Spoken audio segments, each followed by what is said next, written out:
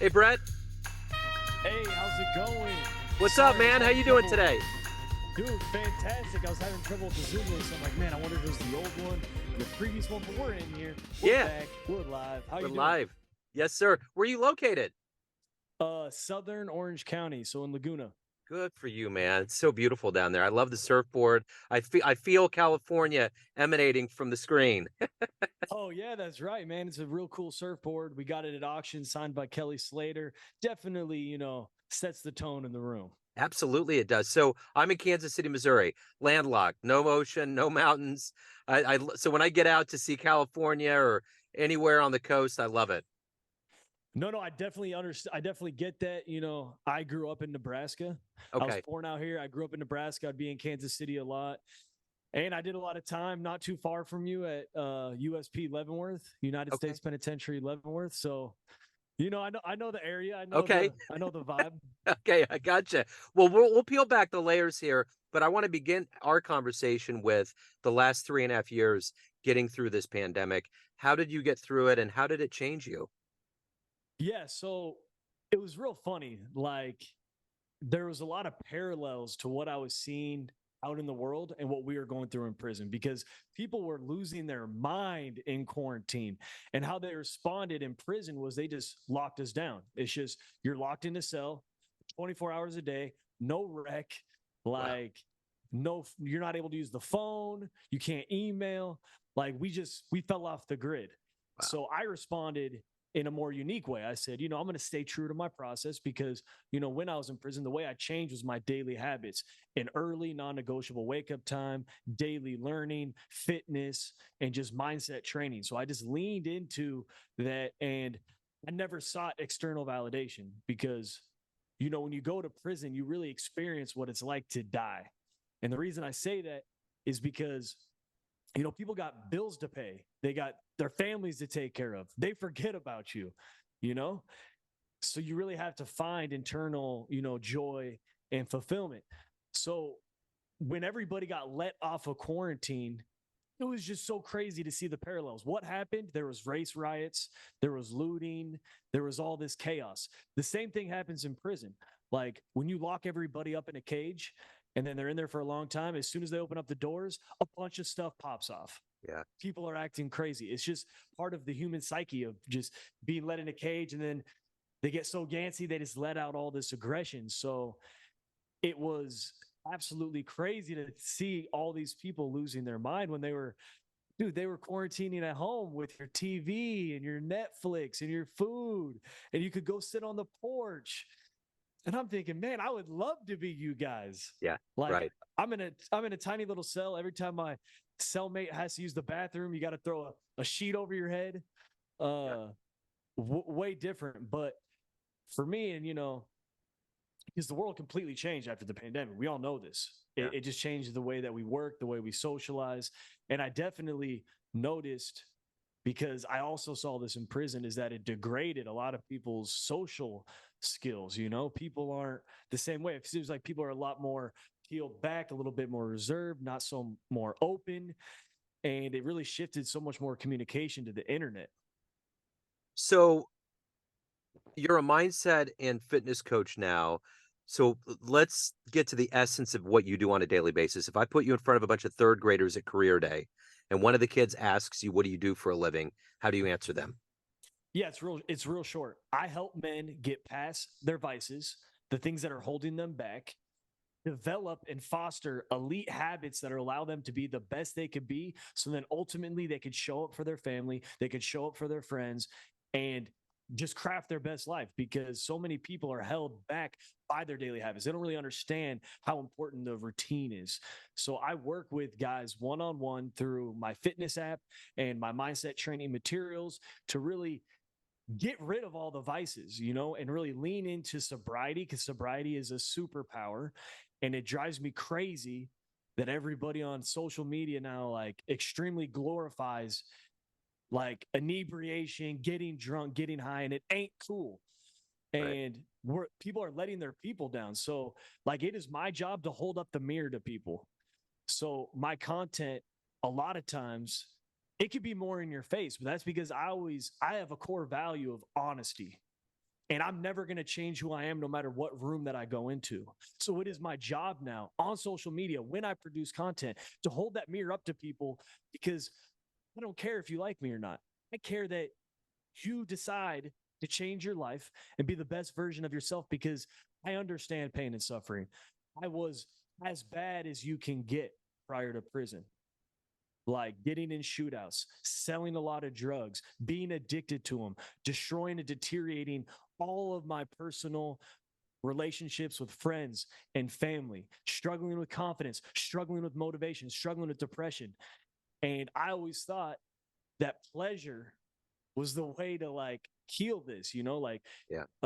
more food, more drugs, more alcohol, buy things, and it's all external. And then when you get sent to prison, you really have two choices. You either continue leaning into the pleasure and your skills degrade, your thing degrades.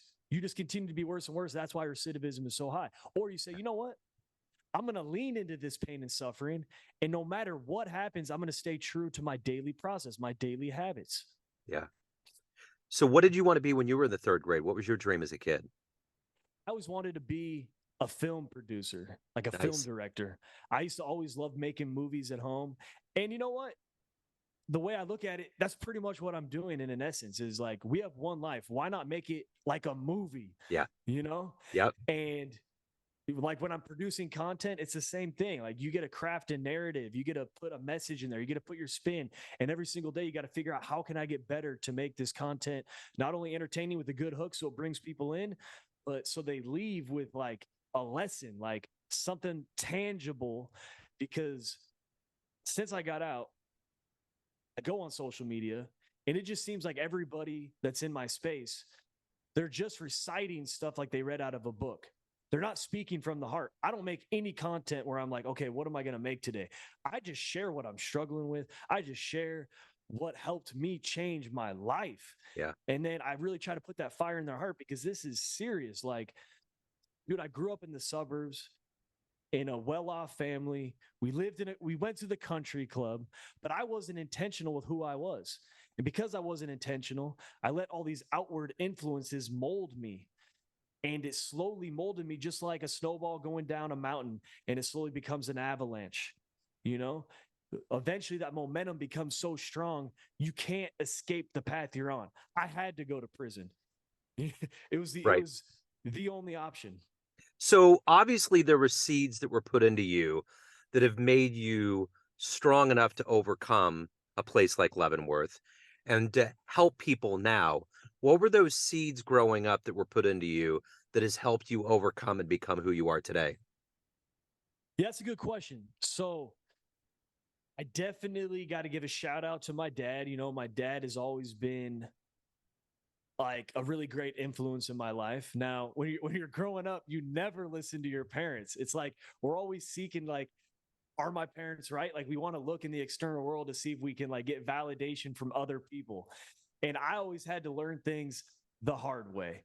So there's just lessons that I acquired when I was growing up. Like I think I remember there was one time I had to shovel the driveway, and I just did a real half-ass job. I barely did it. So when I tried to go inside, he locked me out. And then he gave me a lesson. He's like, dude, you don't half-ass anything in life. Like you either go all in or all out. Now, the problem was with my trajectory, I went all into the drug game. I mean, I can't help it. That was one of those seeds that was planted in me. When I go into something, if it's a personal relationship, if it's a goal, if it's my career, if it's something fitness related, I can't just like, test the waters and see if it's going to work. I go all in. So in a way, I'm really grateful for that lesson, because, even in my new path, I go all in. I mean, there's no backing down. Yeah. And also, I think my parents particularly, they always did a good job of helping me reframe things and really understand self-talk. So that is definitely something I've carried with me my whole life, because I always believe strongly. And if we're going back to um, the great playwright, and now I'm forgetting his name. Uh, It doesn't matter. He says nothing is either bad or good as you're thinking that makes it so. So what I'm trying to say, William Shakespeare. There we go.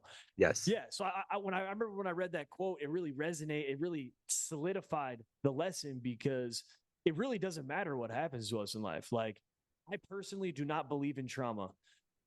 I've witnessed a lot of violence. I've been through very difficult things, and I don't have a victim mentality. Like, I frame everything that happens to me is that it is like conspiring to make me better, conspiring to help me be the best and inspire more people.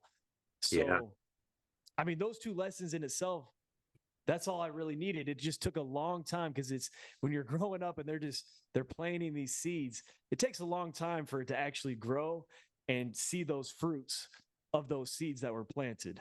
Absolutely. Yeah. So, speaking of inspiration, if you can meet one person alive on the planet right now, spend some time with them. Who would you love to meet and talk to? Okay, so I actually want to flip that question on you. And the reason I'm going to do that is, sometimes people always ask me, like, who's your mentor in prison? Like, who guided you? Nobody guided me. When I was in there, I looked around. I didn't like who I saw. Like, none of them had good values. All of them had very bad relationships with their families. I didn't like how they conducted themselves. All of my mentors were from books, Yeah. like, and just reading the greatest wisdom. If I could hang out with anybody, like it would be Marcus Aurelius, Yeah. the Roman emperor Yep. of Stoicism. I mean, those guys they live so hard. I love it, and I would love to sit down with him. Another guy is Viktor Frankl. I mean, that was one of the first books that I read when I was in prison, Man's Search for Meaning.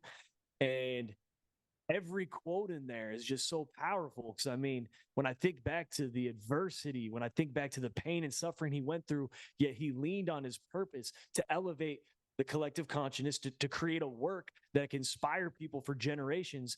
And he had that vision and he stuck through with it to the end. I Yeah. mean, what's more honorable than that, you know? Yeah, for sure. So you've obviously seen the other side of prison. You're helping people now. What is it every day that gets you out of bed, that motivates you, that helps you not only help others, but to be the best version of you? Yeah. So if I'm being 100% honest, I'm one of the most negative people when I wake up. Like, when people see my content, sometimes they're surprised by that. Cause they're like, dude, you get excited by everything. You're high energy. But what they don't understand is that, I'm really in tune with my vibrational frequency because we all have an energy that emanates from our body that can be measured in hertz. So when I first wake up, I'm low on the vibrational scale. And sometimes my first thought is like, dude, I want to give up. I don't want to live. But then I just tell myself, dude, gratitude is action. I have to show up for my people. I have people to change life. So I just focus on that moment and just getting my feet on the floor. As soon as I get my feet on the floor, I make my bed.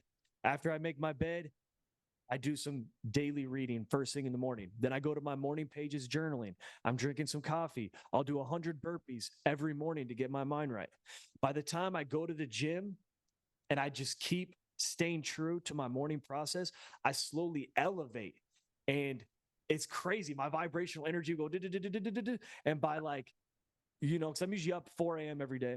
So by the time I hit 9 a.m., 10 a.m., I'm just vibrating so high, people could feel it. Like, I just walk into a room, they're like, wow, your energy is insane. And that's just because of my daily process. So that's what really motivates me, is that even if I were to not get results, like even if I were just post content every day, that's enough for me.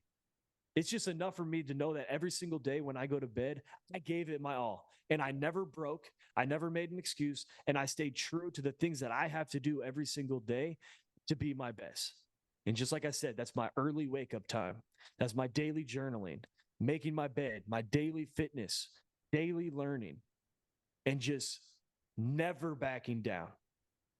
So what is one of your best client success stories? One that always puts a smile on your face? Okay. You know, so I really started working with clients when I was in prison.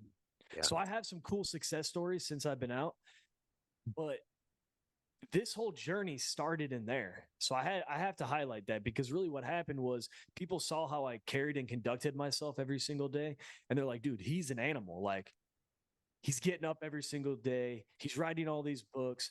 he just doesn't stop. So people started asking me for mentorship, which I was honored for because I was like 23 at the time. And guys would ask me for mentorship who were in their 40s and 50s. They just saw that I was true about this. And in prison, you can't hide anything. Everybody sees what you're about all the time. They know everything about you. So eventually I couldn't mentor enough people. So I started creating courses, right? And I ended up going around the compound. I found out the 6 main reasons that people were recidivating. And then I created 8 12-week courses to address these key things. They got so popular, I would have over 110 people in the auditorium taking my classes with a waiting list. Wow. So I just kept networking. I kept writing letters to anybody and everybody. And this is where it leads to a cool opportunity was I remember we reached out to the local juvenile probation. It was called Pine Juvenile Probation when I was in a prison in Sandstone, Minnesota. And we ended up coming together and we created a program called Paths, Prisoners as Teachers Helping Society. And it was so cool because myself and other guys would have the opportunity to go to high schools and speak to the kids about our experience. But we did it in a completely different way because sometimes you'll see on TV they do this scared straight stuff. Kids are too smart for that. They don't respond to that. Yeah. Like you got to get to their level, empathize with them, show them your flaws, show them where you made up, and then show them the opportunity for you to grow and prosper. And they grasp that. And I can't stand when people treat kids like idiots. Yeah. So I also had the opportunity to work with some of them one-on-one. And when you see that light bulb tick off on their head, that they realize that they're going in the wrong direction, that it's time for them to make meaningful change in their life, that was extremely rewarding. And the same went for when I was in prison. When I would get guys off of the K2, when I would get guys off of all these drugs because they were becoming dope fiends, get them on the weight pile, drop them 100 pounds, get them shredded, and then get them learning every single day, despite the fact that they had 10 to 15 more years to go. Yeah. Yeah. So, but since I've been out, I'm working with an incredible team of guys. Yeah. I love them all. And they're all going to grow in tremendous ways. So I'm just really excited for the future, but I always have to highlight my roots. I'm never going to forget. Like people are going to always tell me, dude, when are you going to stop talking about prison? When are you going to get over it? You should never forget the hardest times in your life Yeah. because that's not what defines you. What defined me was how I responded all those years. So let's say you have a dream tonight. You run into like the 17, 18-year-old version of you, and you can give that young version of you a piece of advice based on the life you've led, the wisdom you've gained. What advice would you give your younger self? Wow. See, it's funny you say that because I usually create all my content as if I'm speaking to my younger self. Yeah. And it's difficult because people need to find things out on their own. Ultimately, you could Mhm. give them the best advice, but if they don't go through those trials and tribulations, they're never going to understand it. Yeah. So I would just tell them, hey, bro, no matter what you go through, never forget that people are watching and that you're going to be defined by how you respond to all that pain and suffering, not what happens to you. And if you just focus on staying true to yourself and improving every single day, everything's going to be all right. Yeah. Don't worry about getting there super, super fast or changing overnight because it takes years and years and years. So, And act right now. right, Like, exactly. yeah. And right now, stop Right, waiting, make it happen right now. right now. So, of all of the things that you've done, overcome, and become in your life, what are you the proudest of? Straight up, I'll like over the next few years, I'm going to have some crazy growth. Like I've been running this Instagram page for 50 days. I'm coming in on 20,000 subscribers. Um, my engagement's like crazy. I'm getting a lot of clients. So in the years down the line, because I'm doing the long vision, I'm going to have a lot of success. But I'm always going to be the most proud of how I responded to prison because that was my defining moment. It's always going to be that because I leaned into that pain. I published books. I taught these courses. I created programs where I got to go out into the community and speak to the youth. We even created another program where we would make stuffed animals and donate it to the Ronald McDonald House. Professors would come in from universities and we would do panels. Sometimes I would debate them if they were pro incarceration. And like, I'm never going to forget those years because prison is a crazy place. It's crazy. And I stayed true. I took my sentence like a man. My street cred remained solid. Yet I also was a really, really solid person in there that was changing lives. And that's always going to be my greatest accomplishment because of the impact and the legacy that I left on those guys in there. So, Brett, everyone has a perception of you, family, friends, clients, colleagues, but you run the show. What's your perception of you? Who do you think you are? Great question. Great question. The perception of me, I'm just a testament of someone who went through extreme pain and suffering, who really destroyed their life, and is an example that no matter what you go through, you can change. Like, and not only that, you could come out the other side so much better, people won't even recognize you. Like, I always tell people, like old friends that communicate with me, I'm like, hey, the first thing I need to tell you is that I died. The Brett that you know, he's dead. He doesn't even exist anymore. So if you're trying to talk to him, cool. But this is the new me. Yeah. So living in the Midwest and now being in California, what do you love the best about being in Southern California? I mean, it's the weather. It's the weather. Yes. Here's the thing. What I do like about the Midwest is the people. Yeah. Like, I like Midwestern values. Like, there's good culture out there, but also Southern California, we have a great culture too. I mean, that's why so much innovation always comes out from here. Yeah. But I just love being able to go to the beach. I love the food. I love the people. And here's the thing. Like, for example, in California, people aren't as friendly. Like, if I was walking in Omaha, I'd probably walk down the street. This person's going to say hi. This person's going to say hi. This person's going to say hi. I'll walk down the street and I say hi to everyone. And, a few people are going to say hi back. But that's a major difference Yeah. between Midwest and Southern California. Absolutely. So as somebody that's obviously very adventurous, motivated, and you well read, if you could go back in time and see one event in human history, you got a time machine, you punch in the digits, where are you going? What are you going to see with your own eyes? Ooh. You know, I'm so fascinated with the Stoics. Yeah. Like, so fascinated. I would love to go to like Rome when Epictetus or Seneca or Marcus Aurelius was in an auditorium giving a lecture, Yeah. and just experiencing that because back then, the art of public speaking was even more important because they didn't have microphones and you had to keep people's attention. People didn't have the same education level. So you can't just come at them all crazy. And it's just an art form to be able to explain advanced, complex topics in simple and easy terms to understand. And I feel like that was really what makes me different is that when I break down concepts to my clients, I could do it so simply because personal growth and self-development is not complicated. Yes, it is the most difficult thing you're ever going to do in life. I mean, your friends and your family, they're going to try to keep pulling you in all these different directions. And it's going to suck, but what you get internally is far more rewarding. Absolutely.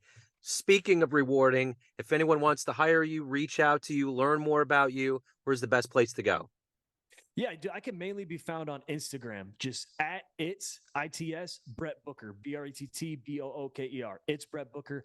I only use Instagram. I'm just focusing on just being the best on one platform at a time. A lot of people, they try to be everywhere and they give it not their full energy. And I want to be able to give my full energy in one space. That's the key to all of this, Brett. You got the good energy, man. Thank you for your story. Thank you for your time. It's a great story, man. Thank you. I appreciate it. Absolutely, Joe. Thank you for having me on. Yes, sir.